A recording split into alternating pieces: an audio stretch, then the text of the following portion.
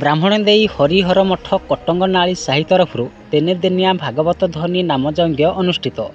ଅନୁଗୁଳ ଜିଲ୍ଲା ଆଠମଲ୍ଲିକ ଉପଖଣ୍ଡ ସଞ୍ଜାମରା ପଞ୍ଚାୟତ ବ୍ରାହ୍ମଣଦେଇ ହରିହର ମଠ କଟଙ୍ଗନାଳିଠାରେ ତିନିଦିନିଆ ନାମଯଜ୍ଞ କାର୍ଯ୍ୟକ୍ରମ ଚାଲୁଅଛି। ଆଜି ସକାଳ 9 ଘଟିକା ସମୟରେ ଗ୍ରାମର ପୁରୁଷ ମହିଳାମାନେ ଏକତ୍ରିତ ହୋଇ ବ୍ରାହ୍ମଣଦେଇ ନାଳଠାରେ ରୀତିନୀତି ଅନୁସାରେ ପୂଜାପାଠ ନାମ ସଂକୀର୍ତ୍ତନ କରି କଳସ ଯାତ୍ରା କରିଥିଲେ। ଏହା 14 ତାରିଖ ଯାଏ ଯଜ୍ଞ ଅନୁଷ୍ଠିତ ହେବ। ଏହାକୁ ପରିଚାଳନା କରିଥିଲେ ଗ୍ରାମ ସଭାପତି କୁଶ ନାୟକ, ବାବା ଅକ୍ଷୟ ଦାସ, ଆତ୍ମରାମ ପାତ୍ର ଓ କଟଙ୍ଗନାଳି ଖଲିଢିପ ସାହିର ମା ଭଉଣୀମାନଙ୍କ ସହଯୋଗରେ ଏ କାର୍ଯ୍ୟକ୍ରମଟି ଚାଲୁଅଛି।